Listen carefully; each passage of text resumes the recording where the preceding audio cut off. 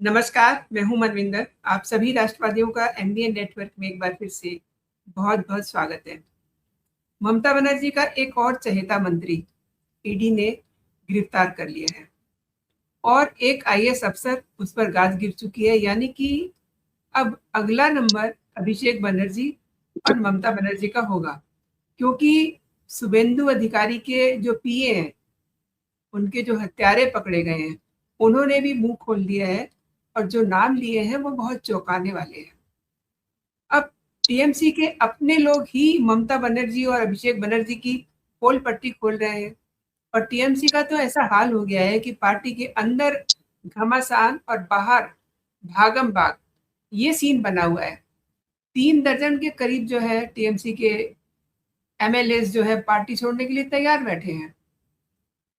अब आप ये भी देखिए कि कितने जीत करके आए थे और फिर ममता दीदी के साथ कितने लोग रह जाएंगे। वैसे बीजेपी में उनको कोई भाव नहीं दे रहा है। तो मेरे साथ जुड़ चुके हैं कोलकाता से अगेन उदयभानु बनर्जी, जो हमें लगातार बंगाल पे अपडेट दे रहे हैं। सर नमस्कार, बहुत बहुत स्वागत है। नमस्कार मैडम, नमस्कार आपके सारे दर्शकों को भी।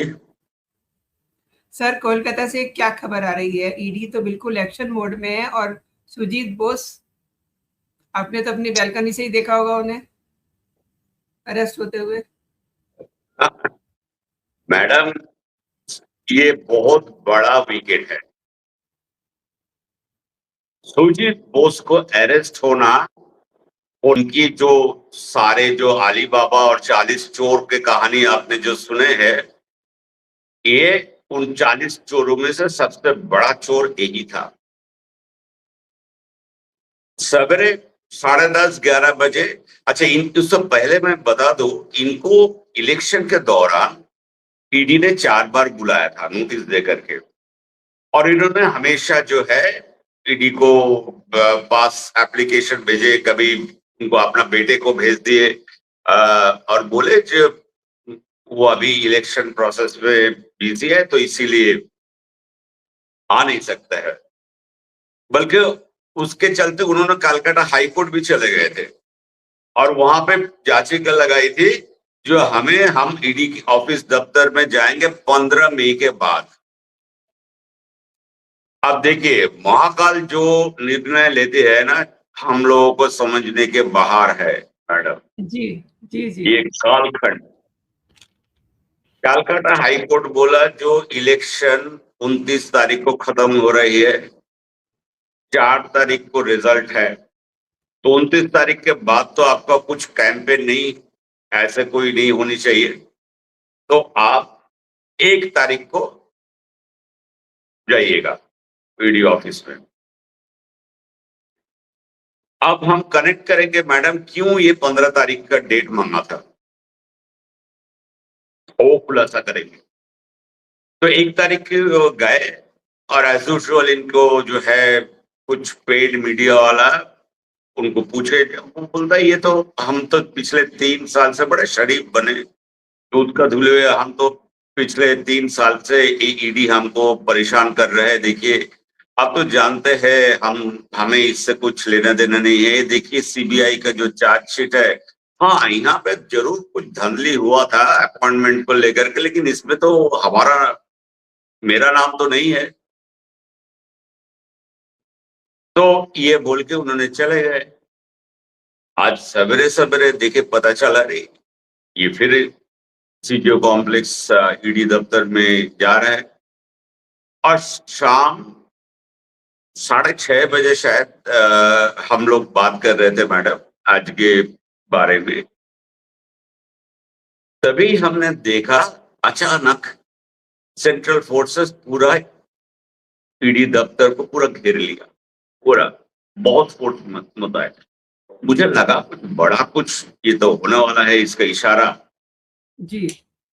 और फिर मुझे अचानक हमारे आदरणीय प्रधानमंत्री जी का एक भाषण में उन्होंने बोले थे वेस्ट बंगाल इलेक्शन के टाइम में, सबके साथ सबका विकास और सबका हिसाब।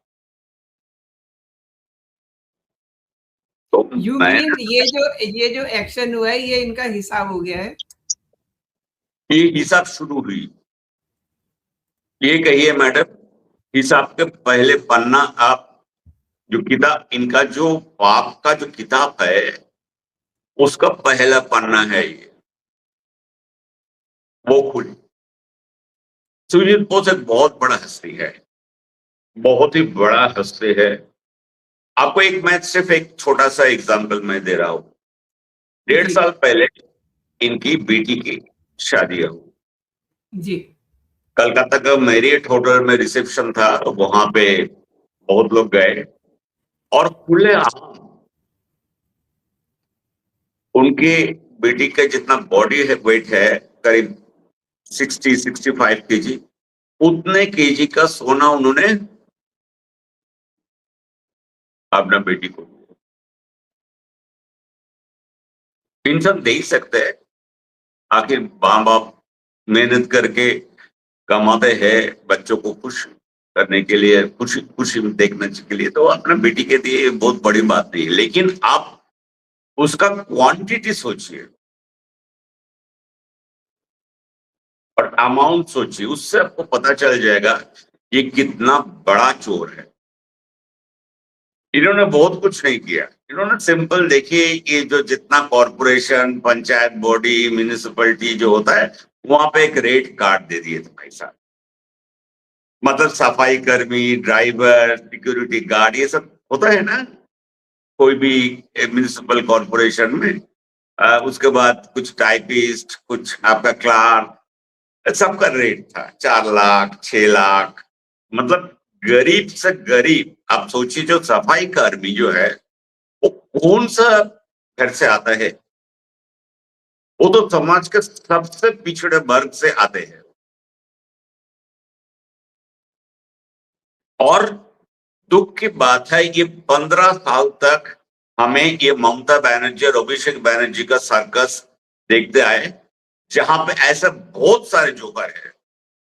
इसके पहले आपने एक जोकर को देखे थे, अनुब्रत मंडल, जो 2.5 साल 3 साल करीब तिहाड़ में होके आए। एक देखे थे पार्थो चैटर्जी, जिनका गर्लफ्रेंड, उनको उम्र है 77, अभी तो 80 हो गया होगा जेल वेल के लेकर के, अभी मुझे मालूम नहीं है। लेकिन उनके गर्लफ्रेंड जो है, जिनकी उम्र है 35-36 ईयर्स, तो उनके घर से 52 करोड़ का कैश, साथ में ज्वेलरी, ऑर्नामेंट्स, ये सब है। ये ऐसा बहुत जोकर जो है, ये अली बाबा और 40 चोरों का जो कहानी हम लोग बचपन से सुनते थे या पढ़ते थे, ये वही है। अभी 40 में से मेरे हिसाब से करीब 6 जो है अभी पता चला, और बाकी 34 अभी लाइन में खड़े हैं। अब इनमें से अभी कंपटीशन हो रहा है, कौन पहले जेल जाएगा, कौन जाएगा? कौन पहले जाएंगे। इसके जी पहले जो जाएंगे उनको 5 बार ईडी ने नोटिस दिया। वो है मध्यमग्राम पौरसभा का जो चेयरमैन है, और वहां के विधायक जो है रतिन घोष जी है। बेचारे अभी बीमार पड़े हैं। देखिए, वो टॉयलेट में गिर गए थे तो चोट वोट लगी, तो वो अभी बिस्तर पे थोड़ा आराम कर रहे हैं। तो आप 2-4 दिन और आराम कर ले। या तो दो चीज होगी, या तो ईडी उनके घर पे आ जाएंगे और रातों रात इनको उठा के ले जाएंगे, या जी तो इनको बताएंगे, फिर से नोटिस देंगे और बोलेंगे आप आके मुलाकात कीजिए, और साथ में जरूर डॉक्टर सर्टिफिकेट लेके आइए जो आप फिट है। फिटनेस सर्टिफिकेट बहुत जरूरी है। तो मैडम, जी सर। ये देखिए, दो चीज होगा। एक तो ईडी इनके घर पे पहुंच जाएंगे, राइट, और दूसरा नहीं तो इनको बुलाएंगे ऑफिस में, फिर से नोटिस देंगे। ये इससे पहले 5 बार इन्होंने नोटिस को हाजिरा देने से इनकार कर दिया। और अभी भाई साहब आपको तो बताया, उन्होंने गिर गए थे, थोड़ा चोट वोट लगी थी, तो जिस दिन बुलाएंगे उनको जरूर बोलेंगे आप भाई साहब आप फिटनेस सर्टिफिकेट लेकर आएंगे।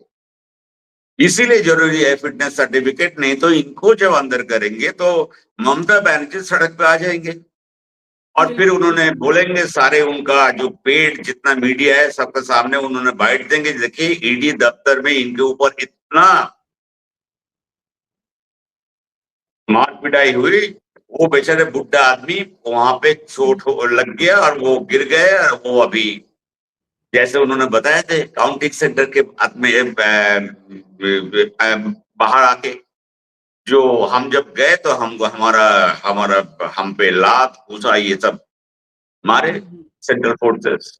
तो इसीलिए फिटनेस सर्टिफिकेट बहुत जरूरी है।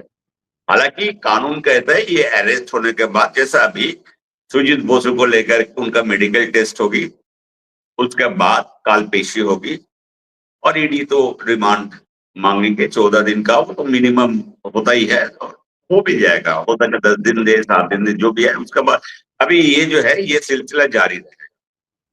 ये और सिलसिला किसी लिए सर ये बताइए कि ये अरेस्ट हो रहे हैं, मतलब जैसे जैसे लोग अरेस्ट हो रहे हैं वो तो सारी पोल पट्टी खोलेंगे ही, क्योंकि उन्हें बताना ही पड़ेगा कि उनके कंधे पे किसका हाथ था, और जो बाहर है वो भी पोल पट्टी खोलने में लगे हुए हैं। अब आप जैसे बात कर रहे थे कि एक आईएएस ऑफिसर है, आईएएस ऑफिसर जो चार्जशीटेड है,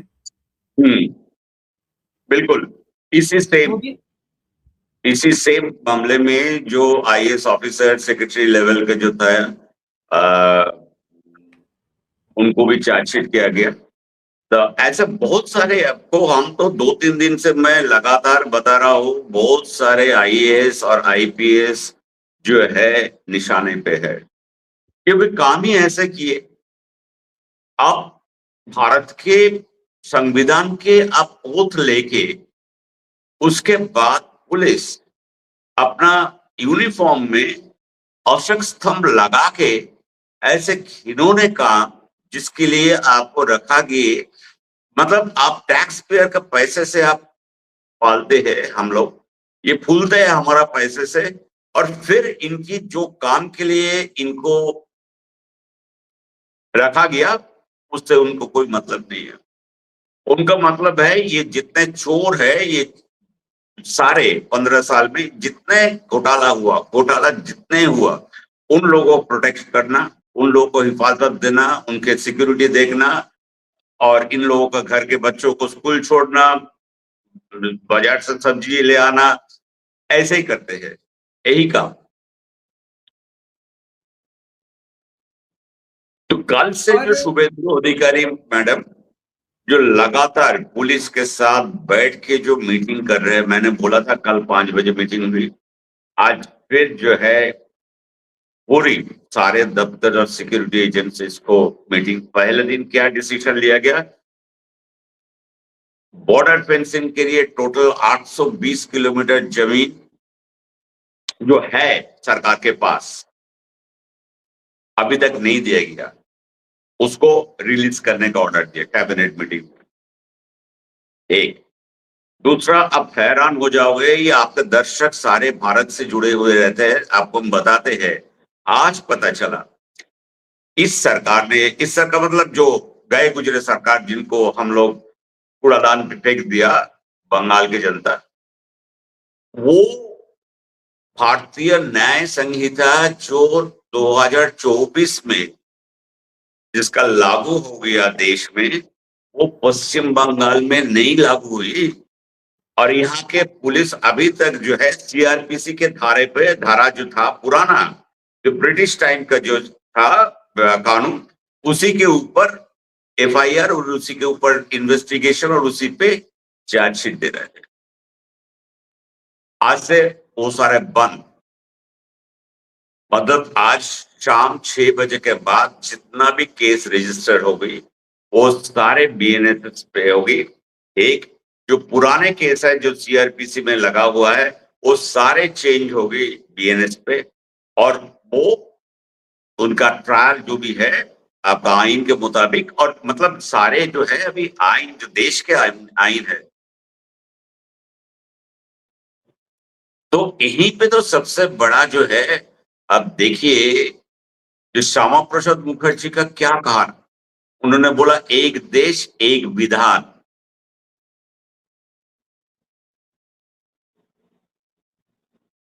दूसरी बात, तृणमूल के अंदर अभी ऐसे आपस में जो है, देखिए ये अपने आप को बर्बाद कर देंगे सब, सब बैठे हुए हैं, अभी वो भी उसमें दोनों दो गुटों में अभी कंपटीशन है, मतलब अभिषेक बनर्जी का ग्रुप और ममता बनर्जी का ग्रुप, जो कौन किसके ऊपर कितने गाली गलौज और जूते चप्पल। ये जो रिजू दत्ता, इसको क्या लगता है जो बिल्कुल दूध के धुले हुए है। आपने नेशनल टीवी से पिछले 5-6 साल से बड़े बड़े अंग्रेजी में और हर एक चीज में बड़े कपड़े वपड़े पहन के और लगा के आप कलकत्ता में घूमते थे जैसे आप बहुत बड़ा कोई लीडर है, और आप उंगली उठा के जो है सरकारी अधिकारी, वो भी एक आईपीएस को धमकी दे रहा है। आज आप जाके हाथ जोड़ करके बोल रहे हैं हमें तो कहा गया था इसलिए। इसके मतलब आपको आप ये सब कहते थे बिना फायदा के। आपने अपने जमीन बेच दिए कुछ पैसा के लिए और इतने साल में पैसा कमाया तृणमूल को। तो जिस पार्टी का कोई आइडियोलॉजी नहीं है मैडम, उसमें यही सब दिखना चाहिए, क्योंकि यहाँ पे जितने पार्टी में तृणमूल का कैडर हो, लीडर हो, ये सब पैसा कमाने के जितने जारी हो सकता है। मैं तो एक पॉडकास्ट में बोला था ना, कितने टाइप का घोटाला हो सकता है, उसका एक रिसर्च पेपर होना चाहिए, और उससे सबसे पहले डॉक्टरेट जो है वो ममता बनर्जी और उसके बाद अभिषेक बनर्जी को दिया जाएगा हमारे तरफ से। एंड सर, वो जो पीए के हत्यारे हैं, उन्होंने तो ममता बनर्जी और अभिषेक बनर्जी को फंसा दिया है। काफी कुछ बता रहे हैं, नाम ले रहे हैं, ये सब क्या है? ये के हत्यारा पकड़ने से पहले तो आपके वहां से लाल टोपी वाला आ गया, जी और जिस दिन रिजल्ट आउट हुए, जिस दिन हमारे ममता बनर्जी बोले जो हमारा लड़ाई जारी रहेगी, हम ये मानते नहीं है, ये संविधान के खिलाफ है, और साथ में हम सारे जो हमारे इंडिजोट के पार्टनर से बात किए, और शायद अखिलेश आएंगे कल, और सचमुच दूसरा दिन देखिए लाल टोपी आ गए। लाल टोपी आए इसीलिए क्योंकि ये षड्यंत्र, ये साजिश जो हुआ चंद्रनाथ रौत को मारने का, बाकी आप समझ सकते हैं। जी जी, बहुत बड़ी बात कह रहे हैं सर आप। यूपी कि एक यूपी मैडम एक ऐसी जगह है जहां पे पिछले कई सालों में जो है सारे फॉरेन मेड आर्म्स, एमुनेशन, ये सब बरामद होती है, बड़े बड़े माफिया। आपको अल्टीमेटली क्या क्या देखिए, अतिक अहमद का केस सोचिए, पता चला ना इनका जो तार जुड़ी हुई है लश्कर के साथ, बिल्कुल है ना। ये तो धुरंधर फिल्म में तो हम लोग बाद में देखे एक्चुअली कैसे था, लेकिन ये तो सीबीआई जब या यूपी पुलिस जो एंटी टेररिस्ट एटीएस जब इनको अरेस्ट किए थे उसी टाइप में तो वो बताए थे, इनको जब लाया गया यूपी में, जिनका तार जो है वो लश्कर से जुड़ी हुई है। और जी हम तो देखिए, हम एज ए सिटीजन हम तो पूछ ही सकते हैं भाई अभिषेक जी से और ममता बनर्जी से, आप लोगों का इतना दुबई आना जाना क्यों रहते हैं। ये तो देखना चाहिए जो पिछले 10 साल में ये दोनों, ये अभिषेक बनर्जी खास करके कितने बार बाहर गए और कितने बार दुबई गए और कितने दिन तक रहे।